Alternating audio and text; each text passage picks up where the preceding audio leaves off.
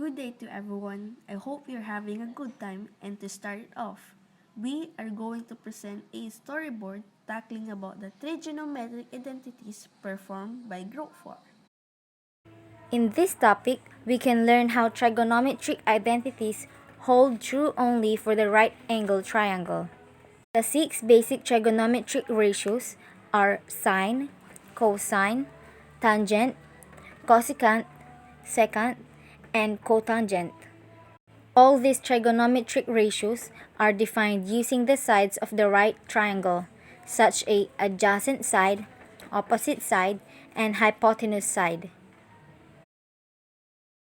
Summer is a time for making memories, trying new things, and embarking on a new adventures for many people. Once upon a time, there was a boy named Cyril. Cyril likes to travel all the time, whenever and wherever his foot may go, and then one day he decided to climb Mount Sawi, to which is known by its glorious peak. Man, I'm beat.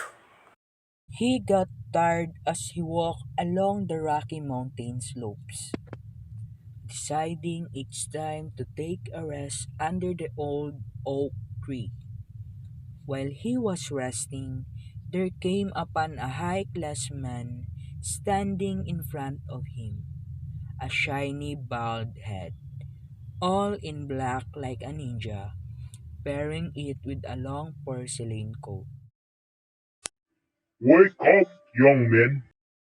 Wait, who the hell are you? And where did you came from? Who am I and where I came from doesn't matter. I am just pleased with your strong and positive personality. As a favor, and I shall grant it for you. Cyril pondered pensively about his wish before finally making his decision. Hmm. Since I always alone on my journey, why don't I ask this old man for a companion that could accompany me? I have decided. Please provide me a companion who can be with me in my everlasting journey. Splendid. That is indeed an interesting request you got there, lad. I can grant it for you, however, before I do that, you must first prove yourself to the gods by conquering some challenges from them. Are you in? Call. Challenge accepted. Splendid. That is indeed an interesting request you got there, lad. I can grant it for you, however, before I do that, you must first prove yourself to the gods by conquering some challenges from them. Are you in? What? That's ridiculous. I hate mathematics with every fiber of my being. I can jest. Take it or leave it. Life isn't as easy as it seems. If you want to be rewarded, you have to do as I say. No pain, no gain, young lad. Cyril still has some questions to raise, but all of a sudden, the old man vanished.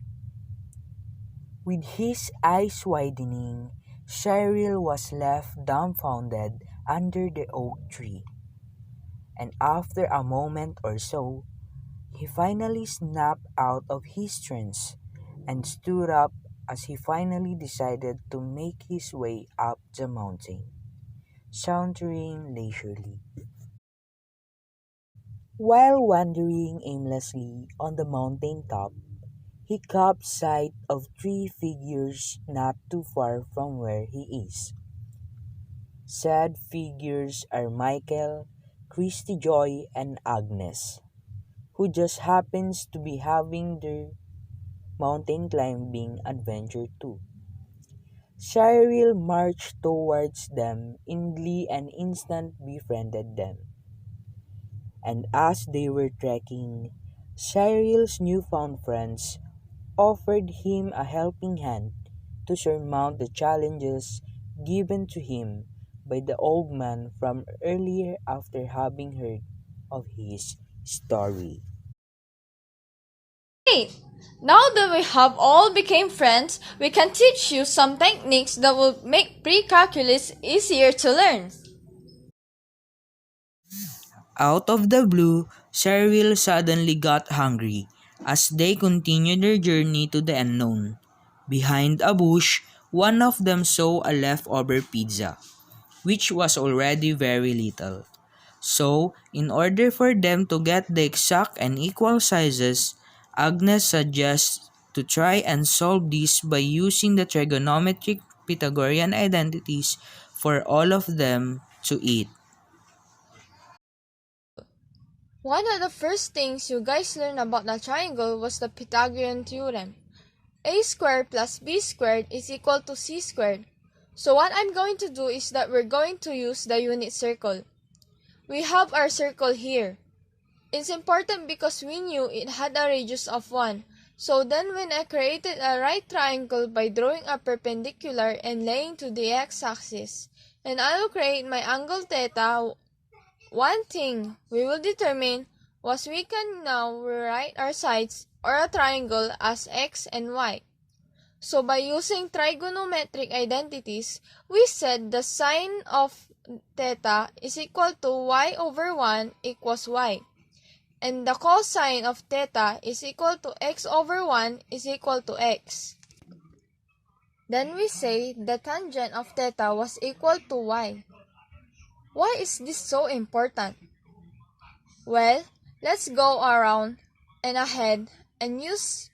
So therefore, we can say that sine of theta was really in there for y. I can now say sine of theta, and I can also say cosine of theta.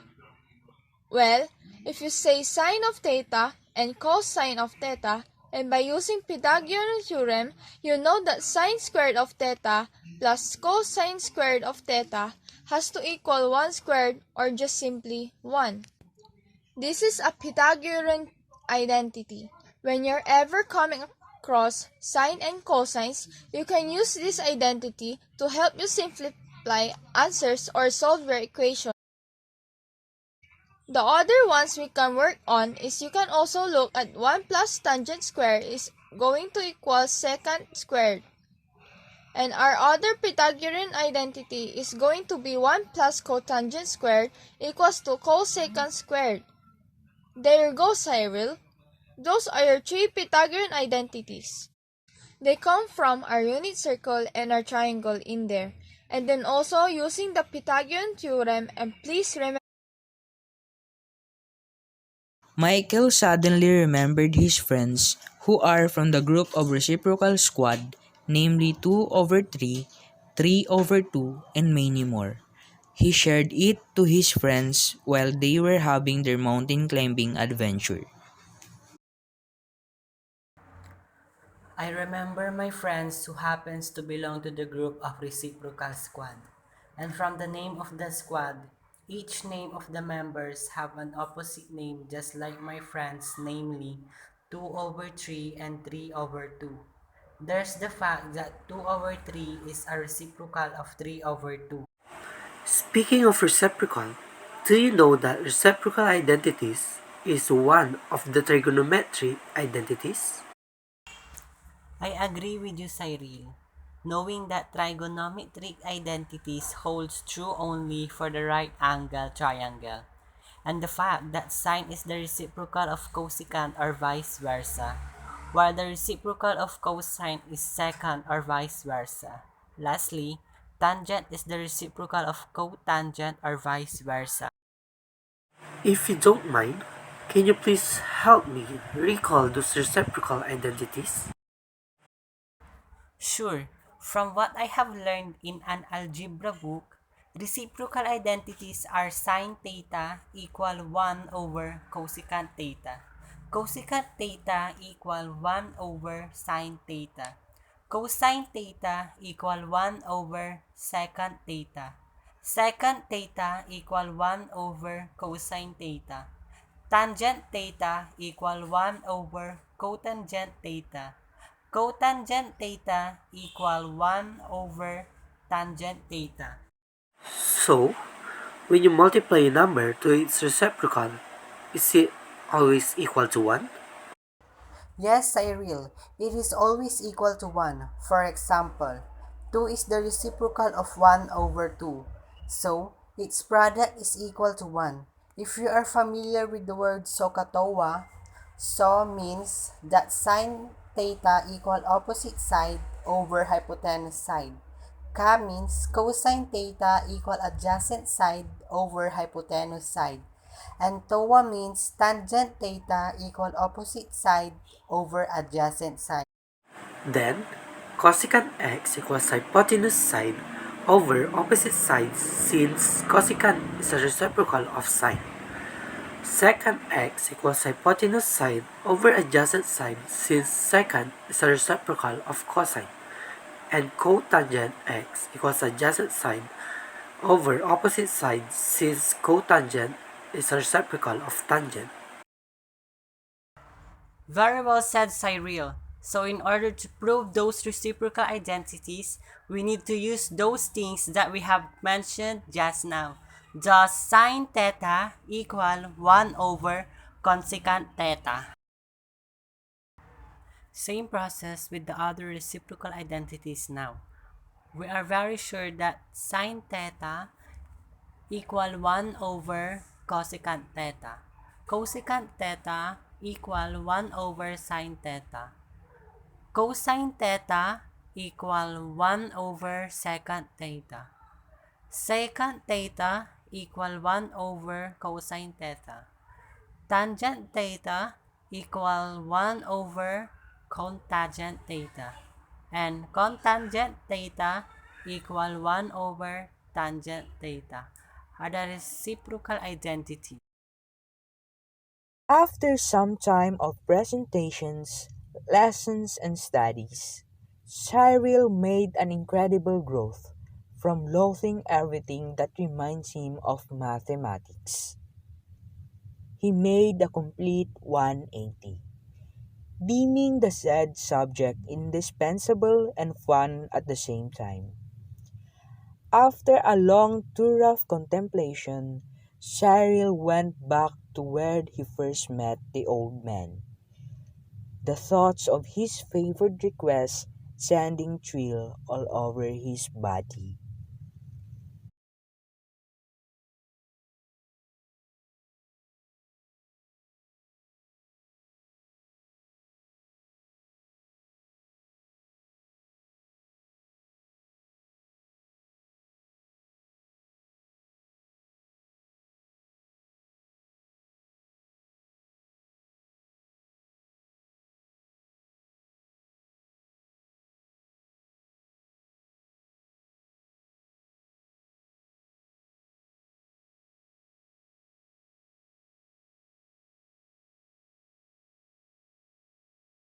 The immense excitement and joy dissipating almost instantaneously as he did not receive the answer that he was expecting from the old man.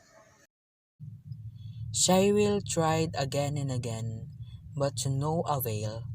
The only response he got was the twittering sounds that came from the sparrows wandering around the serene sky, as though taunting him from getting easily fooled. However, after a lot of thinking and deliberation, Cyril came into a sudden realization.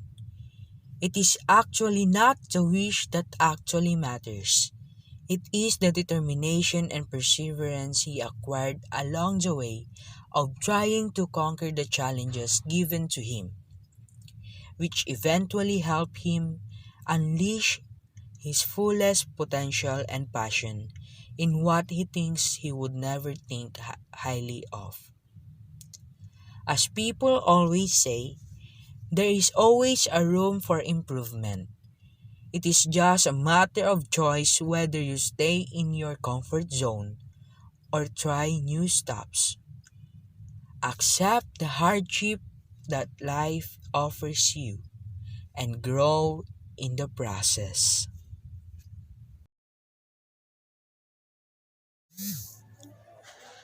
Cyril grinned to himself as he vowed to the sun above the vast tranquil sky to always carry the lesson he learned wherever he might go, knowing to himself that it will serve as his lifelong reminder that life is all about growth development.